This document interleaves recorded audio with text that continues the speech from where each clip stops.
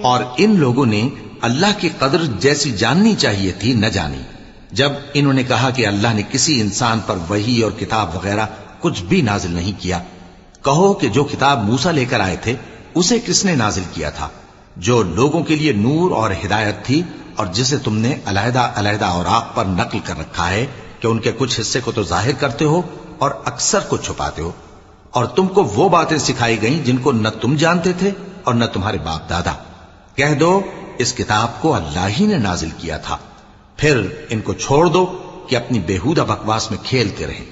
اور ویسی ہی یہ کتاب جسے ہم نے نازل کیا ہے بابرکت،